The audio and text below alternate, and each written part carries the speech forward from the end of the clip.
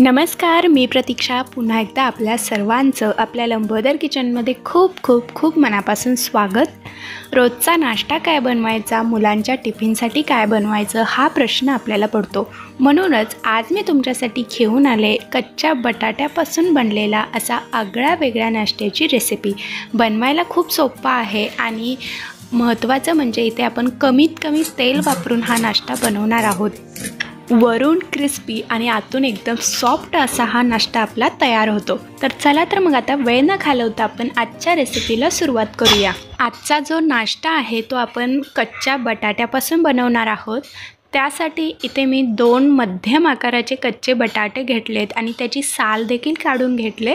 तर आता आपण हे दोन्ही बटाटे किसणीने किसून घेणार आहोत। तर इथे मी बटाटे किसून घेतलेत। आता यामध्ये आपल्याला अर्धी वाटी रवा घालायचा आहे। तर रवा तुम्ही बारीक मोठा कोणताही घालू शकता। रव्यामुळे आपला जो नाश्ता आहे तो अगदी क्रिस्पी होणार आहे। त्याचबरोबर त्याच वाटीने आपल्याला अर्धी वाटी बेसन घ्यायचं आहे।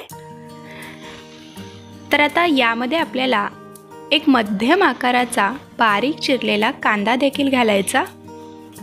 त्याचबरोबर बारीक चिरलेली कोथिंबीर।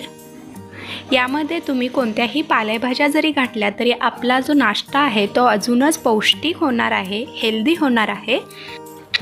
त्याचबरोबर चवीपुरतं मीठ घालू आणि आता हे आपण व्यवस्थित असं एकदा मिक्स करून घेऊया। तर याचा आपण एक पातळसर बॅटर तयार करून घेणार आहोत। त्यासाठी इथे मी अर्धी वाटी सुरुवातीला पाणी घालते आणि हे मिक्स करून घ्यायचं।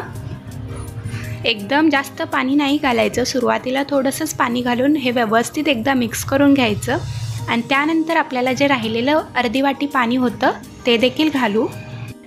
तर हे बॅटर थोडंसं घट्ट वाटतंय म्हणून मी आणखीन 1 वाटी यामध्ये पाणी घालते। म्हणजेच आपल्याला संपूर्णपणे 2 वाटी पाणी इथे लागणार आहे। तर हे बघा, असं एकदम पातळसर आपल्याला हे बॅटर हवं आहे। तुम्ही बघू शकता इथे याचं टेक्स्चर। तर हे आपण एकदा व्यवस्थित 1 ते 2 मिनटं चांगलं हलवून घ्यायचं। तर इथे आपलं हे बॅटर तयार आहे। आता आपण पुढची तयारी करू।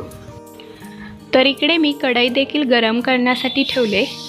कढई चांगली गरम झाली की यामध्ये आपल्याला अर्धी पळी तेल घालायचं आहे। तेल चांगलं कडकडीत गरम झालं की यामध्ये पाव चमचा मोहरी, त्याचबरोबर अर्धा चमचा जिरे मोहरी चांगले तडतडू द्यायचे, फुलू द्यायचे।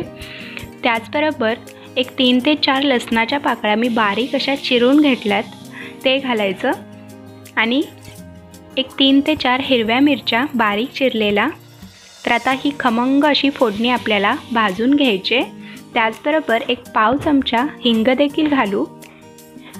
तर आता हे आपण 1 ते 1.5 मिनटं चांगलं परतून घेऊया। तर यामध्ये लसूण घातल्यामुळे काय होतं, आपला जो नाश्ता आहे तो अगदी लसूणी फ्लेवरचा बनतो, त्यामुळे लसूण नक्की वापरा। तर हे बघा, इथे आपली फोडणी चांगली खमंग अशी भाजली गेले। आता यामध्ये आपल्याला 1 चमचाभर पांढरं तीळ घालायचं आहे आणि हे एकदा आपण एक अर्धा मिनटं भाजून घेऊया। तर इथे आपली फोडणी चांगली तयार झाले। आता यामध्ये आपण जे तयार करून घेतलेलं बॅटर होतं ते घालूया। बॅटर घालताना गॅस मध्यम करायचा आणि सतत ढवळत राहायचं। तर हे आपण चांगलं असं बॅटर घट्ट होईपर्यंत शिजवून घेऊ। तर इथे बघा, हळूहळू हे जसजसं गरम होईल तसतसं हे घट्टसर होत चालले। तर इथे बघा 2 ते 3 मिनटं झालेली आहेत। बॅटर छान असं घट्टसर होत चालले। तर आणखीन एक आपण 2 ते 3 मिनटं हे बॅटर शिजवून घेऊ। तर इथे तुम्ही बघू शकता बॅटर छान असं आपलं इथे शिजलं गेले। तर एकूण मला 5 ते 6 मिनटं लागले हे बॅटर शिजवण्यासाठी। तर आता आपण हे थंड करून एका प्लेटमध्ये काढून घेऊया। तर इथे मी एका ताटामध्ये हे बॅटर काढून घेते। त्याआधी मी ताटाला चांगलं तेल लावून घेते। तर तुम्ही कोणत्याही भांड्यामध्ये जर काढणार असाल तर त्याला सुरुवातीला तेल लावून घ्यायचं आणि त्यानंतरच आपल्याला हे बॅटर काढून घ्यायचं आहे। तर इथे मी सगळं आपलं जे मिश्रण आहे ते ताटामध्ये काढून घेतले। आता आपल्याला हे हलकंसं थंड झाल्यावर हाताने थापून घ्यायचं आहे आणि एक छान असं याला सेट करून घ्यायचं, म्हणजे याच्या आपल्याला वड्या छान अशा कापता येतील। तर इथे बघा मी बॅटर जे आहे ते छान असं सेट करून घेतले। आता हे आपण एक 10 ते 15 मिनटं असं सेट होण्यासाठी ठेवून देऊया। हे जे मिश्रण आहे ते तुम्ही फ्रीजमध्ये देखील ठेवू शकता, त्यामुळे ते लवकर थंड होतं आणि छान असं सेट होतं।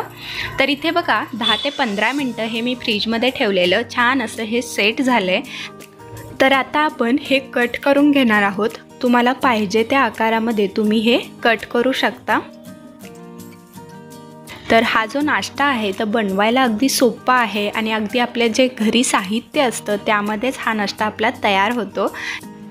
तर हा जो बेस आहे तुम्ही आदल्या दिवशी रात्री तयार करून ठेवू शकता आणि सकाळी जर गडबड असेल तर गरमागरम तुम्ही हे फ्राय करून देखील देऊ शकता, अगदी छान लागतं खायला।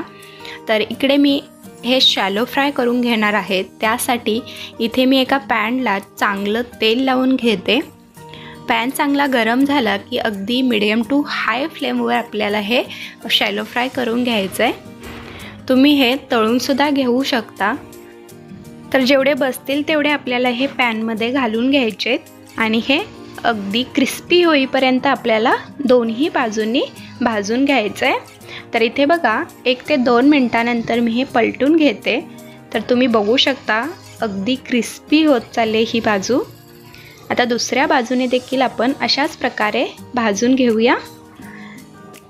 तर कलर देखील तुम्ही बघू शकता अगदी सुरेख आलाय। तर इथे मी दोन्ही बाजूंनी अगदी क्रिस्पी होईपर्यंत हे भाजून घेतले, छान असं हे भाजलं गेले। तर आता आपण हे एका प्लेटमध्ये काढून घेऊ आणि याच पद्धतीने बाकीचे जे राहिलेले पीसेस आहेत ते देखील आपण भाजून घेणार आहोत। तर आता हे गरमागरम नाश्ता आपण सर्व करूया। तर इथे आपला हा गरमागरम नाश्ता तयार आहे। दिसायला अप्रतिम दिसतोय तेवढाच खायला देखील अप्रतिम आहे। तुम्ही याचा आवाज बघू शकता, अगदी वरून क्रिस्पी कुरकुरीत आहे आणि आतून एकदम सॉफ्ट। तर रेसिपी आवडल्यास लाईक आणि शेअर करा आणि अशाच नवनवीन रेसिपीजसाठी लंबोदर किचनला सबस्क्राईब करा। पुन्हा भेटू अशाच एका नवीन रेसिपीसोबत, तोपर्यंत धन्यवाद।